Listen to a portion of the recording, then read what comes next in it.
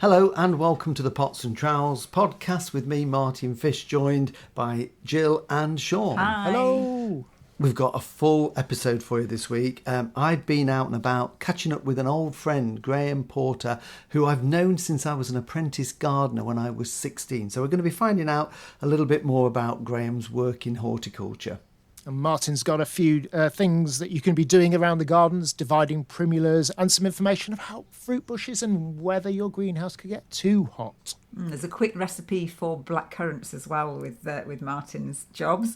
And then we've got some questions as well from some listeners. So some tomato questions, strawberries. We're going to catch up with Sean's strawberries. But first, let's catch up with Graham.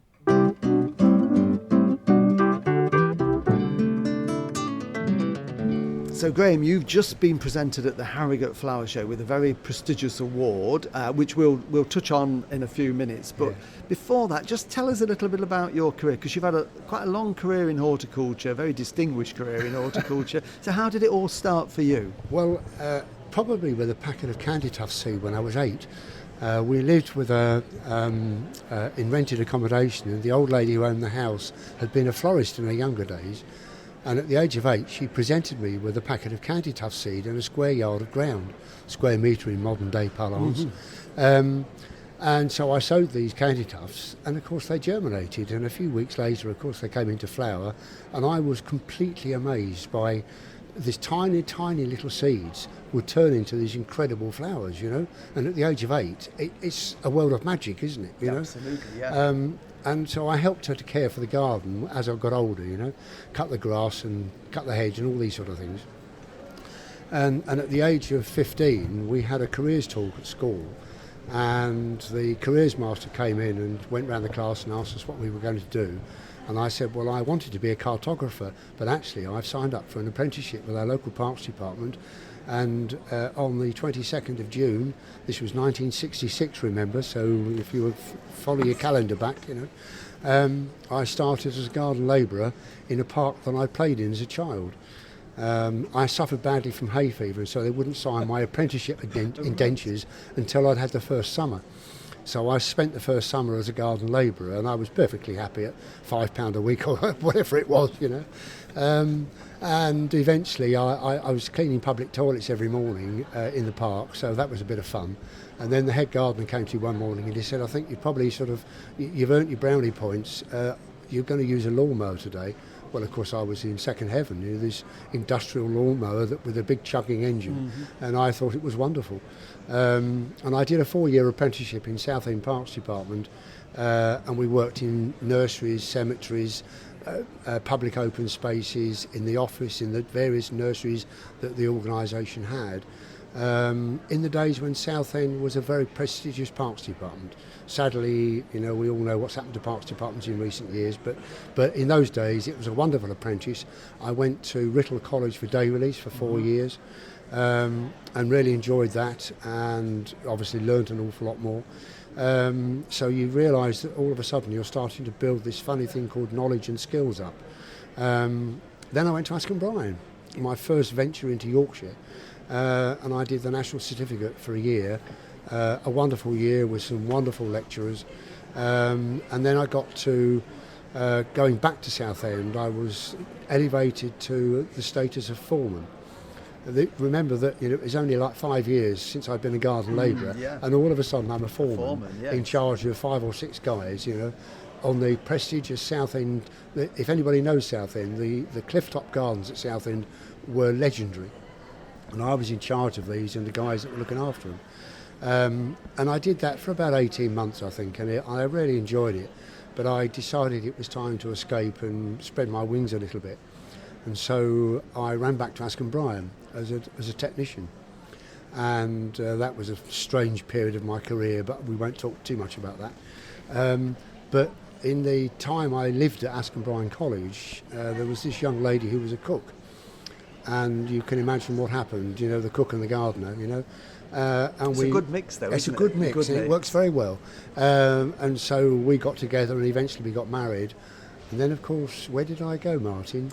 You then went to the Brackenhurst College in Southwell in Nottinghamshire. I did, that's right. And I picked up the job as head gardener. Yes. I had 5 or 6 guys again. We had A lot of gardens, we had a lot of glass houses, we had fruit and vegetables, strange old mobile greenhouses and funny things called peach cases, a large lake, etc., etc.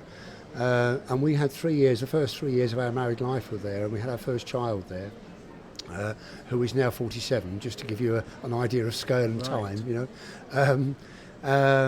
And then I moved into Nottingham, into one of the district councils, and became a technical officer, dealing with tree preservation orders and allotments and all sorts of weird and wonderful things, you know.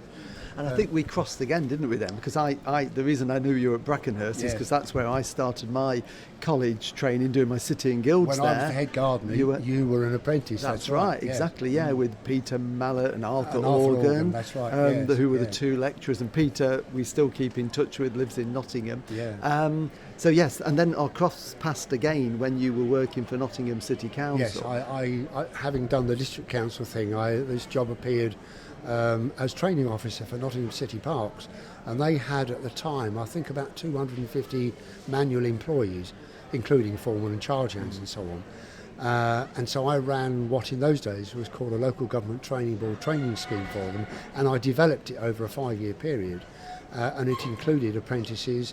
We were sending people off to full-time college, we were sending people to day release, and it was the beginnings of my way of handing back my knowledge. Having spent the first 10 years of my life developing my knowledge and my skills, this was a way of me beginning to hand some of that back. And I'm sure, Martin, that you know about giving garden advice. Absolutely, yes. And that's really been part of the basis of the rest of my life, to be honest with you. It has, isn't it? It's handing skills and knowledge onto other people. Yeah, which you do very, very well. And I remember when you were on Nottingham City Council, was it Wood something Grange? What was the place where we used Woodthorpe Grange. Woodthorpe Grange. It was a 9-hole golf course, an old house, which was the offices for Nottingham City Parks Department, and us lads, we were all in our sort of mid to late 20s, and so lunchtime was playing a round of 9-hole golf, you know. Not a bad life, No, is it? precisely. Well, I worked for a different local authority. I was Newark District Council, but occasionally they would send us on day courses that you were running. That's right, I remember doing one on border planning or something like that with you there. So after that, you then moved, was it back to Yorkshire? Yes, I came back up to Yorkshire. A job was advertised in those days, the Horticulture Week, which anybody who's in the profession knows what the Horticulture Week has been around for donkey's years. And in the back pages there was a job for a college lecturer, and I've been looking to take that next step from training into lecturing, you know. And it was Huddersfield Technical College, and people used to say to me, Huddersfield, why do you want to go there? Well, because it's a job as a full-time lecturer, that's what I want. Yeah. And so for 12 years I was a full-time lecturer at the college, running 3 years of a day release for students, but I was there for 12 years full-time, and then part-time I ran the RHS course, I ran some amateur gardening courses, I started a garden club, and in 1994 I got an out of the blue telephone call from a gentleman called Philip Swindells, who used to be the curator at Harlow Car Gardens near Harrogate, and he said to me, would I like to join the team for the phone-in programme on a Saturday morning. So this was the back end of 1994, and I was taken aback.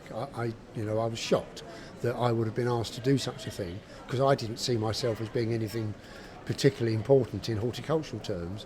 But Philip asked me to join the team, and I finished on Radio Leeds in August 2022 in various guises, in various roles, in various programmes. Took over Joe Maiden's programme in 2015, when Joe passed away. I took over the full-time Sunday morning programme. And that was a 3-hour gardening programme, wasn't it? It was a 3-hour gardening programme, and so I had to introduce all sorts of other little strange, quirky pieces into the programme, not to pad the programme out, but to make the programme interesting for the listeners. Because obviously at 9 o'clock, somebody might ring up at 9 o'clock with a question, but they'll be going to church at 10 o'clock. So, they only heard the first hour, but you would have to make it interesting and varied for the listeners. Yeah. And it was hugely popular in West Yorkshire, wasn't it? That was, everybody listened to that on a Sunday morning. Even today, Martin, I mean, Joe and Tim Crowther, who was the presenter, started a Facebook page for anybody who's into social media.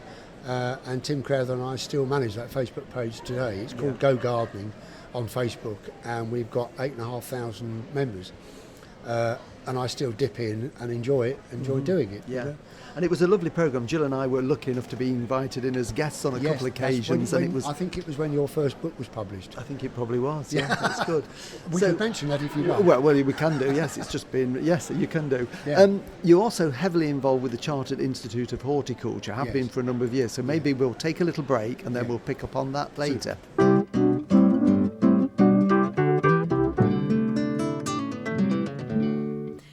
You started as an apprentice gardener for Parks Department, didn't you, Martin? So I did. It seems to be there's quite a few of your generation, your peer group of gardeners. There's old folks. Yeah, I was trying to say that as nicely as possible, but.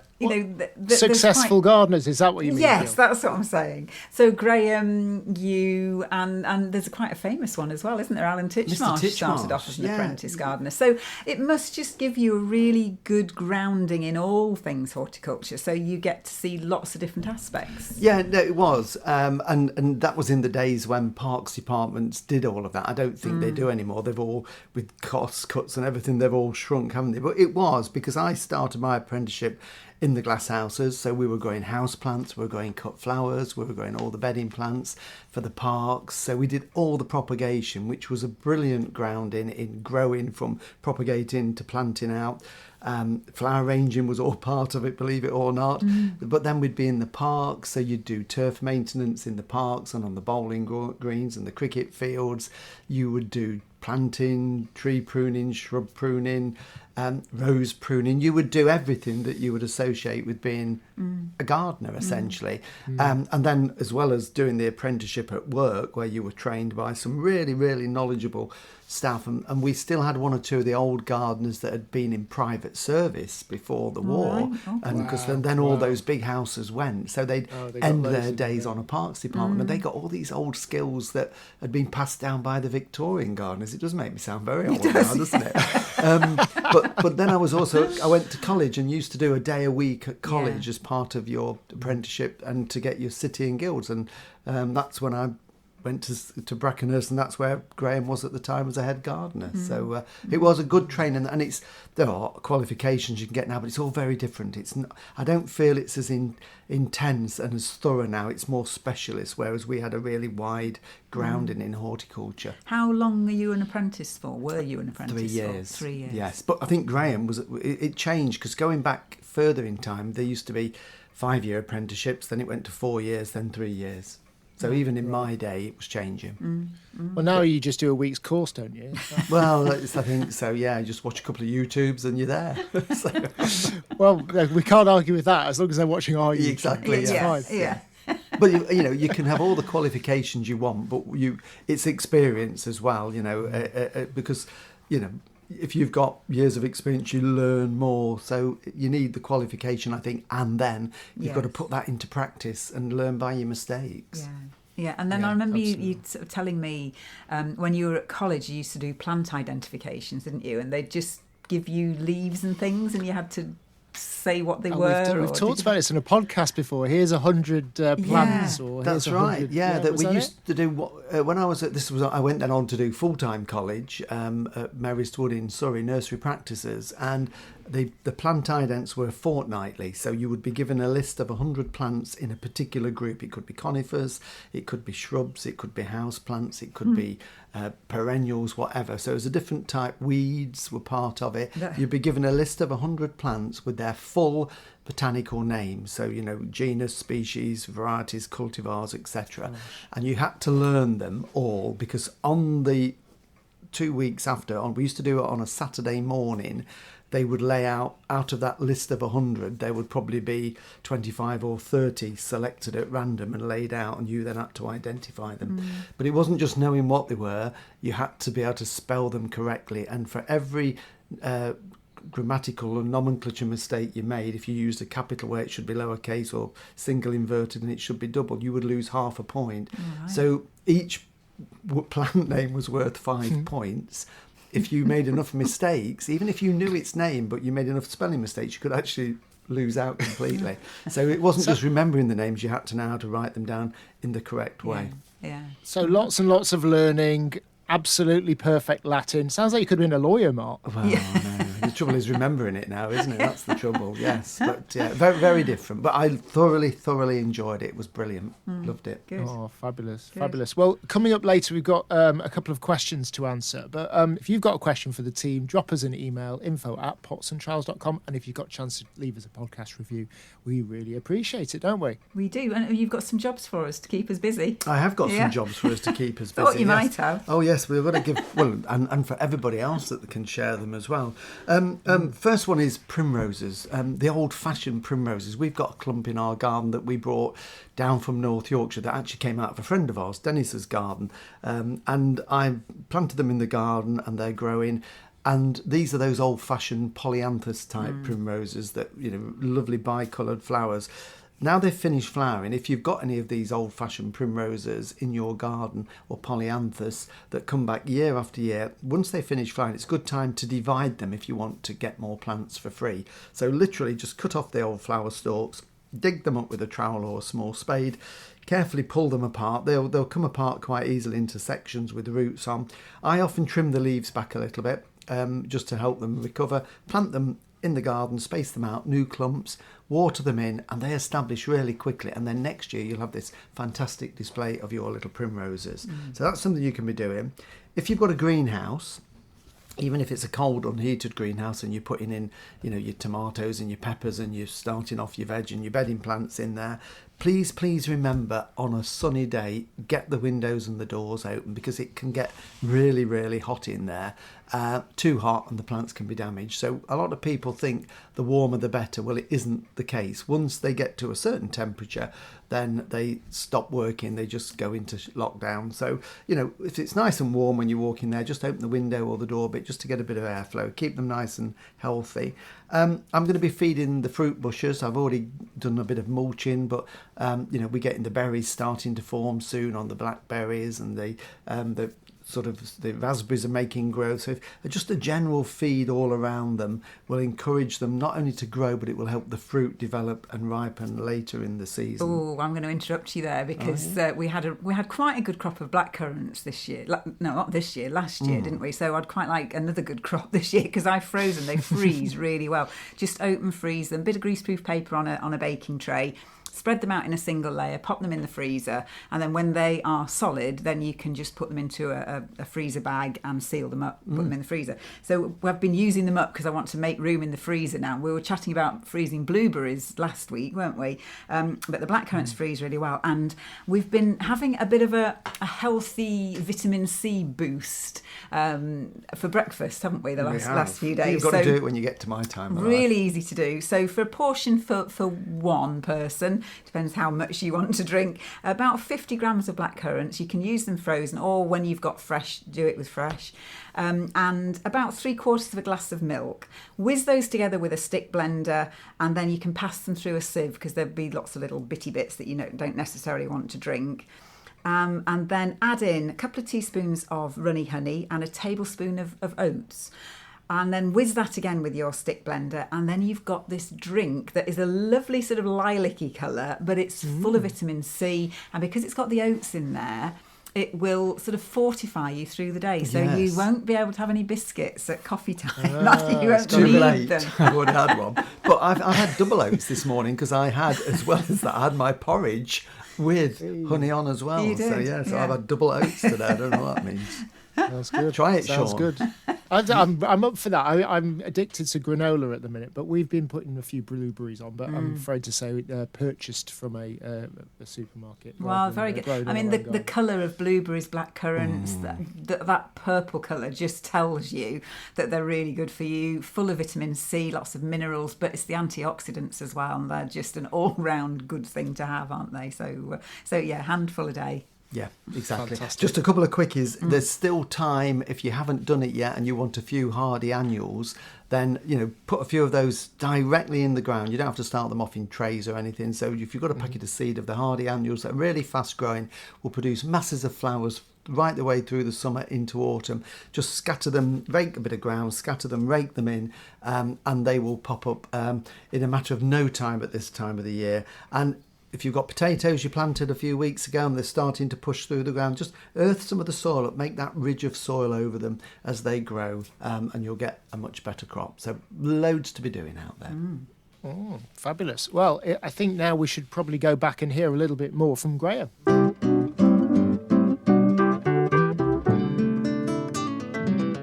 Graham, tell us, what is the Chartered Institute of Horticulture? Well, when I started getting involved in training, there was an organisation called the Horticultural Education Association, and it was basically an organisation that pulled college lecturers and trainers from around the country into an organisation that could support people in their educational processes. And in 1984, this was converted to the then Institute of Horticulture, and I became one of the founder members. And in fact, today I've actually got my tie on. The tie on, yes. Yes. Oh, I've never seen one of the ties before. On, and I've got an institute badge as Yeah. well. So I'm proud to be a member. I need to get a badge. Where'd you get those badges from? Because I'm a member. I've been for a long time. You got me involved. You can have a word with Jason. He'll get you one. Will he? Yeah. Yeah. Swap a few pound notes. And That's possibly, yeah.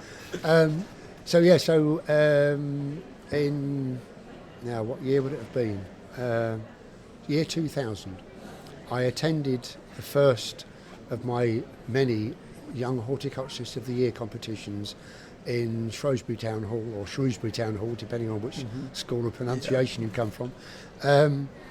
And a young lady called Sue Nicholas and myself, she's from the Wirral, she was a member as well. We eventually, a couple of years later, we took the competition over and we ran the competition between so you us. weren't entering as a young horticulturist, No, you were no. sort of No, by that overseeing it and stage running it. You'd be I was 107. Well, 50 to be exact, but yeah. So we ran the competition for 20 years between us. Sue did all the organisation, I wrote all the questions, and we ran our own regional competitions. I've now handed it on to somebody else, and Sue has retired from it as well. So it's been, but we did 20 years of running this competition, and it still runs today. So it's been going since the late 1980s. And he's still running today. And there are regional finals all across the UK. There are regional finals in the 8 regions of the Institute. There are regional finals, and then there's a national final. And we go, well, over the years, we've done Edinburgh Botanics, Kew, Glasnevin in Dublin, the Eden Project, the Botanic Gardens in South Wales.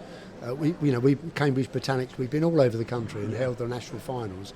And now the top prize for the person who wins the national final is £2,500 travel bursary to encourage them to travel around the world and to involve themselves in other forms of horticulture somewhere in the world. Yeah, Preferably not Britain. No, which is a wonderful experience for them to get out and experience. And they've been all over it. the world, quite literally, and there's some wonderful examples of where people have been and what they've done, There's people like Sue Moss, who won in 2010, and she's now the head education girl for the RHS. That's right, yes. And she was a winner in 2010. I didn't realise that. Yeah. I know Suzanne well, but I didn't realise she was a finalist. Yeah, a so winner. she won when we had the final at Harlow Car in the Bramwell Learning Centre, the new building at Harlow Car. So we've had a lot of fun and a lot of laughter, one or two disasters along the way, which you can imagine. And I'm now, I've retired from Radio Leeds. I've still helped to run the advisory stand for the Institute at the Harrogate Flower Shows. But I'm now, to all intents and purposes, retired. Yeah, but After still actively involved in other ways. Well, 58 years in the industry. Yeah, that's an achievement, that is. Well, and we ought to just touch on the Institute is now the Chartered Institute. It is. It changed a few so years we are now ago. a Chartered Institute, and our membership is growing exponentially at the moment, particularly with young people. And that, of course, has been one of my focuses, one of my keys throughout the latter half of my career, is encouraging and nurturing young people to come into the industry and to develop themselves as horticulturists. Yeah. Not as gardeners, but as horticulturists. And Yeah. anybody who understands the difference between the two. But what I'm now doing, because I lost my wife last November, she passed away in our local hospice in Huddersfield, and I'm now part of the volunteering group for the gardens 2 mornings a week, and I love it. Yeah, which is good. You can't keep a good man down. You've got all that knowledge, Graham, that you need to keep. And I keep on sharing and handing passing over. on. I've been running masterclasses for the volunteers. Well, so that's great. Yeah, well, you've got so much knowledge, so people will learn a great deal from you. Yes. And we ought to also just mention you've got on your lapel badge, you've Yes. got your Chartered Institute badge, yeah. but you've also got This is that's the the hospice. hospice This one, is the the hospice Kirkwood badge. Support Life. But then this new silver shiny one the below. silver shiny one, which I was presented with yesterday at the President's Lunch, and it's life membership of the North of England Horticultural Society. And remember that organisation that runs the 2 flower shows has been sponsoring the Young Horticulturist of the Year regionally since God was a lad. Yes, I remember. Yeah. You know, and their generosity seems to know no bounds. Yeah.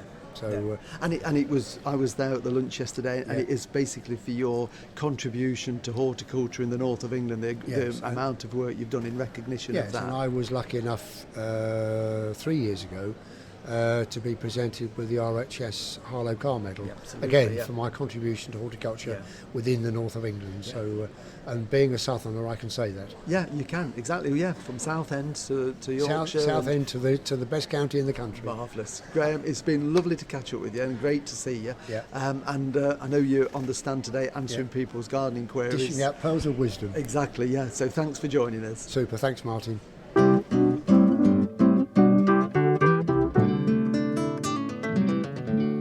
We're going to continue with those pearls of wisdom shortly, hopefully. But one question I had about that was this Young Horticulturalist of the Year. I struggle to say horticulturalist, but I've managed it twice in a row there.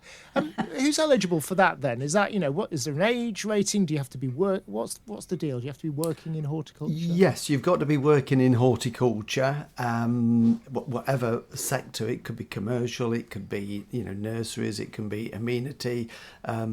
You could be lecturing, it doesn't really matter, but the cut-off point is you've got to be under 30, and I think you have to be under 30 by the time you get to the final. And it's done on an annual basis, so there will be regional finals, as Graham said, and he always used to organise the northern sort of regional finals, and there's a knockout, and then they will have the final, and the winner of that goes through to the nationals. So it is quite a prestigious thing to do, and very often the people that win it go on to other things, so it's a good stepping stone for them as well. It would be good to do a podcast with this year's winner, wouldn't it, really? See what they're intending to do with that travel bursary. It's quite exciting, isn't it, to get that amount of money to go off and travel to places to look at horticulture in different countries. Yes, and the Chartered Institute of Horticulture, as Graham rightly said, it started off as the Institute, and then it got chartership several years ago. It's been on the go a while. Graham was a founder member, and it is that professional body for people that work in horticulture. Right, well, I've got a question for you then now, because we've used the word horticulture quite a lot, struggled with the word horticulturalist. Horticulturist. Horticulturist. Not There's no O in it. Oh, right. So I was definitely getting it wrong. Okay, carry on then. What, can we not just say gardener? Would that not make life a lot easier? You can, but not everybody's a gardener, because if you work on a nursery, you're not a gardener, are you? You're a nurseryman. If you are, if you're a fruit tree grower or an arborist, so there's lots of areas within horticulture that you can work in. Parks departments and nurseries and botanical gardens. So you can all have a different name, but we all come under the term of horticulture. So the way I always see it, and I'm not saying this is correct, but if you've trained or you've studied at horticultural college, which I did, I went to 2 horticultural colleges. I'm qualified, I am then a horticulturist. Okay. But I initially trained as a gardener, but then my secondary training at full-time college was nurseries. So I've sort of got 2 strands to my bow. So if you hadn't gone to college, would you still be a gardener? Yeah, I think so. You wouldn't be a horticulturist. I don't know. It's a bit of a grey area, this, isn't it? Maybe you could tell us your views, Well, I think, to be a horticulturist, you've got to be qualified. It's, if you're a physician, I can't even say that word. If you're a physician, a doctor, you've got to have trained. Yeah, absolutely. And then there are specialisms in that, or, absolutely. I see. And where did you do your broadcast training then? BBC Grafton House in London. Oh, very, very posh. Very posh.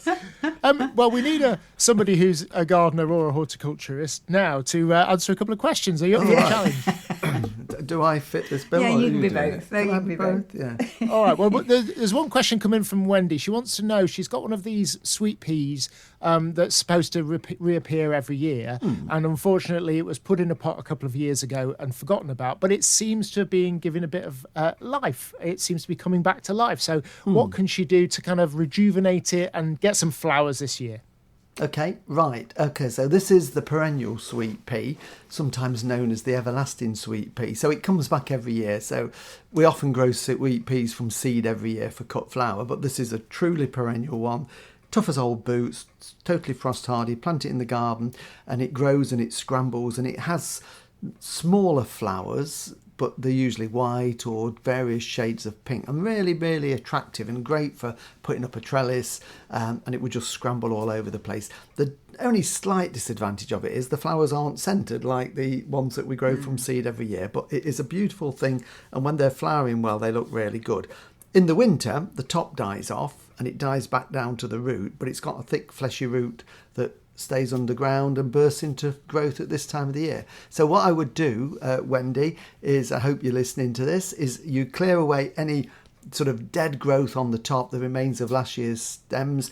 I would get a little bit of fertiliser, so just a general fertiliser, bloodfish and bone, grow more, poultry pellets, whatever you've got, and just sprinkle a little bit of that on the area around it, tickle that in so that it will dissolve and go down to the roots. And you'll find over the next few weeks it will start to make some good strong growth and you'll get flowers later on in the summer. Okay. We've got a question from Pauline, which I think comes on the back of one of our YouTube videos on planting tomatoes. And Pauline, I don't know where she lives. She doesn't say where she is, which might affect the answer a little bit. But she says, can you plant tomato plants outside? Because you were busy planting them in the greenhouse. That's right, we were, yes, a couple of weeks ago.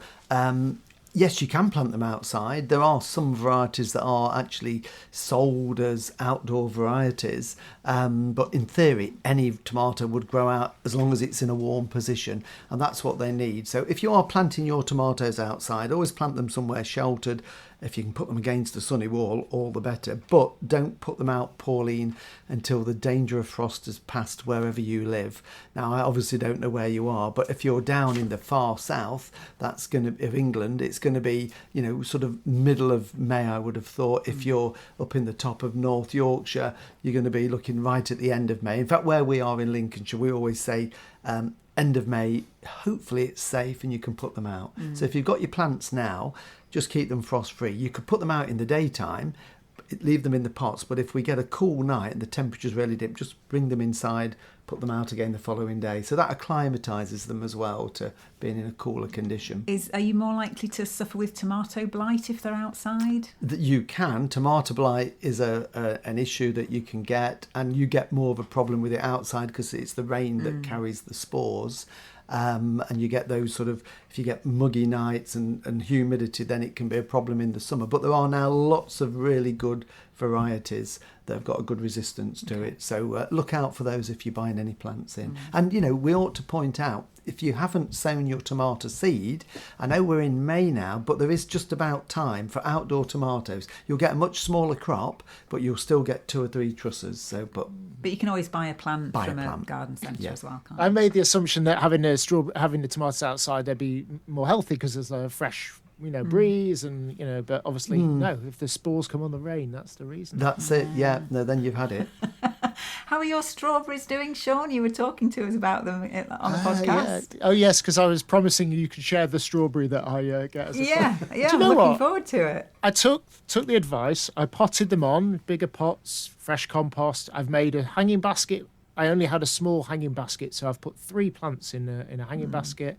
And they've got buds on them. Some of my larger plants have got flowers on them. So I'm looking forward to this. Good. And I did promise to do a time lapse, which I will try and set up at some point, but I haven't done yet, which will take several weeks to complete anyway. But no, they're doing really, really well. I mean, it'd be nice to know what's next really for them. Is it feed them now we've got flowers? Because I haven't done any of that yet. What size pot are they in, Sean? I'm gesturing now, Martin. Hang on. Oh, that big. Yeah, well, there's 2 or 3 that are in fairly large pots, and I'm going to say they are, I don't know, 8-9 inches, which is what, about 20 centimetres? 25, 20 Something odd like centimetres. Yeah. And that's got several plants in that pot. No, that's got one plant in with quite that's- a few that's flowers. fine. Right, And then right, I've no, got that's some perfect. smaller plants that are in smaller pots that Yeah. are perhaps, I don't know, 6 inches or something. Okay, well, they should be fine in those. What I would do now then is obviously they like to be somewhere sunny, so make sure they get good light on them. And when they start to flower, which yours are, you need some tomato feed, something that's got a high potash content in it. And really, you could do it once a week. So when you're watering them, just give them a little bit of the fertiliser, and that will give them all the nutrients they want. That will help the flowers develop, it will help them set into fruit, and then it will help that fruit swell and ripen in a matter of weeks' time. So yeah, look forward to bowls of strawberries from Sean. Ooh, a bit of whipped double cream Yes. as well. Yum. Do my absolute best. I'll do my best. Fantastic. Well, just remember, if you've got a question for Martin or the team, it's info@potsandtrowels is our email address. info@potsandtrowels.com, should I say. And if you enjoy listening to our podcast, please do give us a review. It helps us by spreading the word out so lots of other people can hear us. So yes, and enjoy listening to them. Yeah, but we'll catch up with you next week. Bye-bye. See you then. Bye.